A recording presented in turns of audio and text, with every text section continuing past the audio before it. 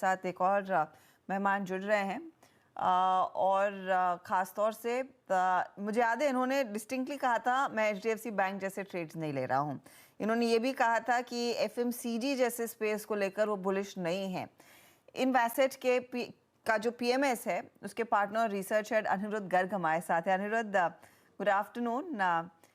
आजकल क्या विचार है मार्केट में जो थोड़ा सा शेकआउट शुरू है, स्पेशली मिड और स्मॉल कैप साइड में जो मुनाफा वसूली लोग करते दिखाई दे रहे हैं, आप लोग कैसे अप्रोच कर रहे हैं इस मार्केट को?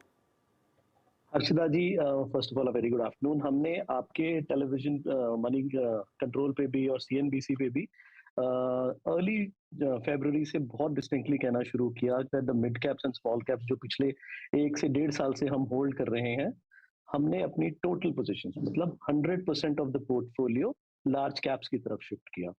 क्यों? क्योंकि जो रिस्क रिवॉर्ड एक प्रूडेंट रिस्क रिवॉर्ड रेशियो थी, वो मिड कैप्स और स्मॉल कैप्स में जो यूफोरिया आया अराउंड 4th ऑफ फरवरी, उससे क्लियर हो गया था कि रिस्क रिवॉर्ड रेशियो अब मिड और स्मॉल कैप्स के फेवर में नहीं है। लार्ज कैप्स हमें अभी भी लगता है अंडर वैल्यूड है, और इस गिरावट के बाद भी हमें लगता है कि नो डाउट एक मिड और स्मॉल कैप्स में अच्छा बाउंस आ सकता है, बट रिस्क रिवॉर्ड रेशियो अभी भी लार्ज कैप्स के ही फेवर में है।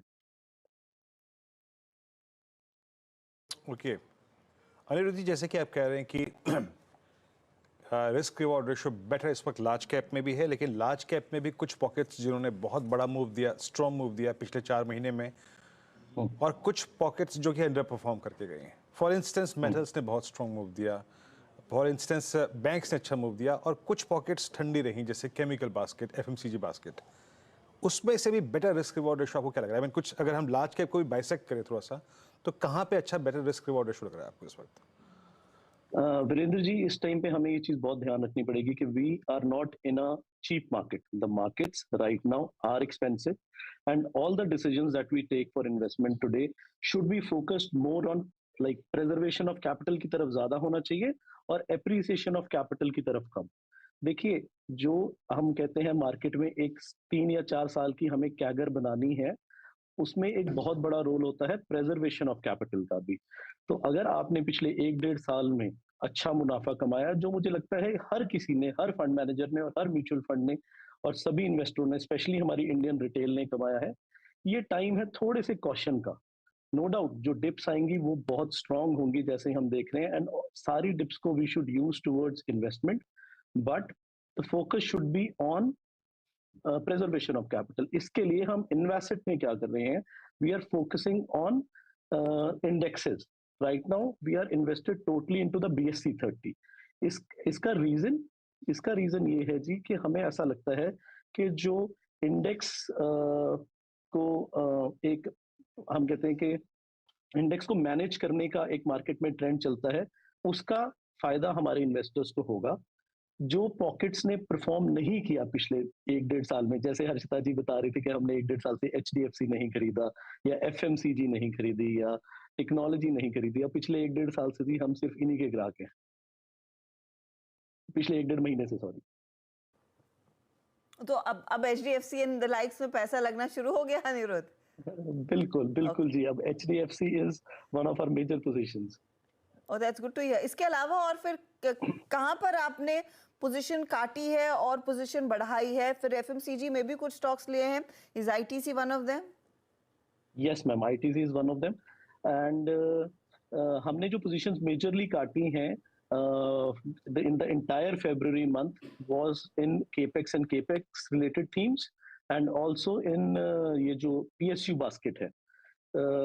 मार्केट में हमारा एक बहुत ही सिंपल रूल है जिसको हम बहुत ध्यान से फॉलो करते हैं, विच इज हमें उस सेगमेंट में रहना है जिसमें एग्जूबरेंट बाइंग नहीं हो रही, जिसमें फोमो इफेक्ट नहीं है। तो इसलिए इस टाइम पे हमें सिर्फ सेफ्टी ही दिख रही है। में क्योंकि अगर सिर्फ दिग्गजों के भरोसे चलना है तो एक औसतन फिर इंडेक्स पर एक व्यू आ सकता है कि आप X% रिटर्न एक्सपेक्ट कर रहे हैं इन करंट सर्कमस्टेंसेस में। मैम देखिए, यहाँ से अगर हम रिस्क रिवॉर्ड रेशो की जो रिस्क मैट्रिक्स है उसकी बात करें, तो हमें ये लगता है कि जो लार्ज कैप है निफ्टी में, हमें यहाँ से लगता है कि अराउंड 1500 टू 2000 पॉइंट्स की तेजी आनी चाहिए। बट स्मॉल कैप में स्पेशली केपेक्स और पीएसयू में हमें ये लगता है कि एक जो बुल मार्केट करेक्शन है वो शुरू हो गई है। मार्केट इस टाइम बहुत डाइवर्स है, बहुत डायनेमिक है। एक पॉकेट जिसने आउट परफॉर्म करा था, जो लीडर थी, वो क्योंकि करेक्शन के लिए ड्यू थी, it is undergoing a correction थी, no doubt. Mid caps and small caps, हम नहीं कहते कि हमने बेच दिए इसलिए ये वापस तेज नहीं होंगे, ये जरूर हो सकते हैं, बट हमें लगता है कि प्रूडेंट रिस्क रिवॉर्ड रेशियो इस टाइम लार्ज कैप्स में है। अगर हम लार्ज कैप्स की बात करें कि सबसे ज्यादा एक इन्वेस्टर को या फंड मैनेजर को इस टाइम पे ध्यान रखना चाहिए कि यहाँ से गिरावट क्या आ सकती है। अगर हम गिरावट की बात करें तो हम एक्सपेक्ट करते हैं कि मिड कैप्स में यहाँ से भी 15 से 20% की गिरावट आ सकती है, और अगर हम लार्ज कैप्स में बात करें तो हमें लगता है कि 8 से 10% से ज्यादा की गिरावट पॉसिबल नहीं है, और 8 से 10% का ही अपसाइड है। तो हमें इसलिए हमने लार्ज कैप्स की तरफ ज्यादा फोकस करा। इन अ लॉन्ग रन अगर आप अगले 2 साल की 3 साल की बात करेंगे तो दिस इज स्टिल, अभी भी ये एक ओल्ड इकोनॉमी रन है, और ओल्ड इकोनॉमी रन वैल्यू पे फोकस करता है। जैसे ही मार्केट में वैल्यू जनरेट होगी, मिड एंड स्मॉल कैप्स फिर से फोकस में आएंगे। ओके अनिरुद्ध जी, एक दो पॉकेट्स और जिन्होंने पिछले 2 साल में आई मीन ऑन ग्राउंड और I think in equity market दोनों जगह काफ़ी अच्छा परफॉर्म किया, वो real estate. I mean look at DLF, Delhi NCR के मार्केट को जिन्होंने कैप्चर कर रखा है, मुंबई स्पेसिफिक कंपनी।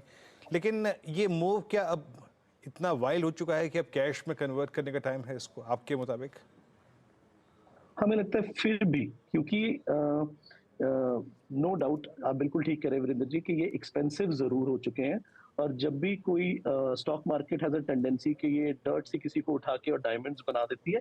बट हाँ, अंडर करंट प्रीमियमाइजेशन कॉन्सेप्ट जो post Covid all over the world देखने को मिला है, उसमें luxury real estate, luxury watches, luxury lifestyle, car sales, सब में एक बहुत अच्छी वृद्धि देखी गई है।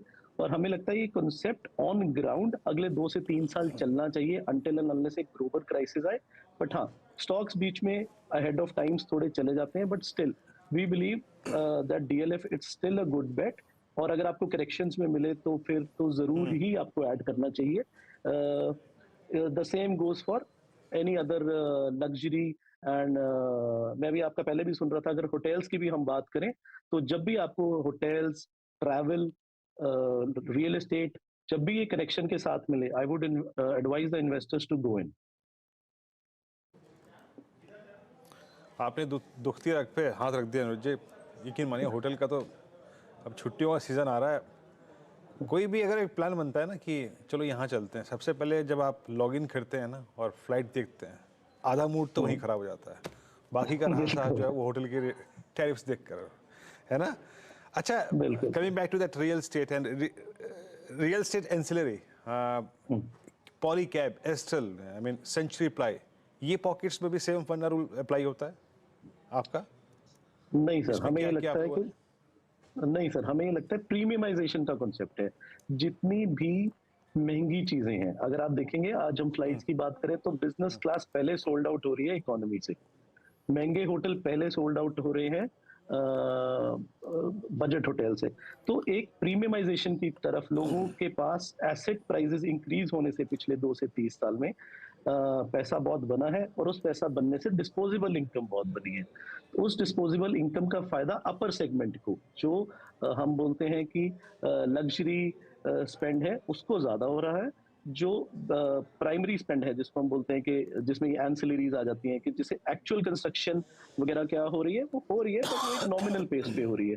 बट लोगों को एक रिलेटिव इफेक्ट से एक दूसरे को देख के जो प्रीमियमाइजेशन की तरफ लोग बढ़ रहे हैं, वो बहुत ज्यादा आई वुड से एक इंक्रीजिंग रेट पे बढ़ रहे हैं। And this is not only in India, this is all over the world Virendra ji. चाहे आप दुबई देखिए, अमेरिका देखिए, हर जगह ही ये कंसेप्ट चल रहा है। अनिरुद्ध, बिग बॉयज में भारती एयरटेल थोड़ा सा आजकल फिर फ्लेवर में आ रहा है, with big investors like GQG also checking in. इसमें भी आप लोगों ने अपनी पोजीशन बढ़ाई है क्या? क्या एक परफॉर्मर रहेगा इन द नियर टर्म? जी, हमने एज आपको बोला कि हमने लार्ज कैप्स में जा रहे थे, तो Bharti Airtel is one of those quality stocks जिस पे आप रिलाई कर सकते हैं जब आपको मार्केट महंगी लगती है।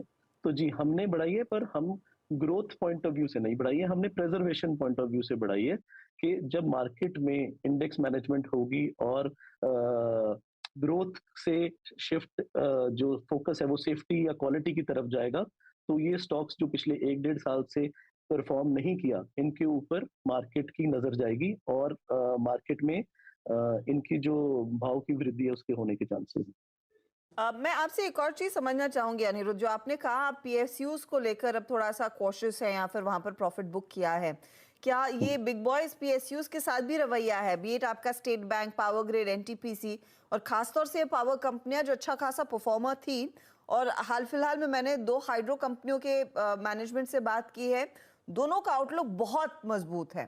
तो दूसरी तरफ ये पावर ग्रिड और एनटीपीसी जैसे ट्रेड्स कैसे के फेवर में हैं आप या नहीं अब? नहीं मैम, कम है।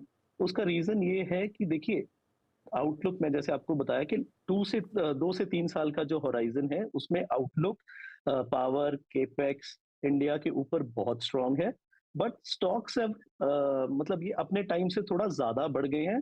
और हम बोले जो behavioural finance point of view से भी बोले दैट हर किसी को इस पाई का एक चंक चाहिए था। तो जब ये होता है, हिस्टोरिकली मार्केट्स में देखा गया है कि देखिए, हम कंपनीज नहीं खरीद रहे हैं, हम स्टॉक्स खरीद रहे हैं। एंड मैं यही बिलीव करता हूँ कि के उल्टा बिलीव करता हूँ कि हम कंपनीज नहीं खरीद रहे हैं जी। देखिए, हम स्टॉक्स खरीद रहे हैं और स्टॉक्स अपने टाइम से थोड़ा अहेड रन कर गए हैं।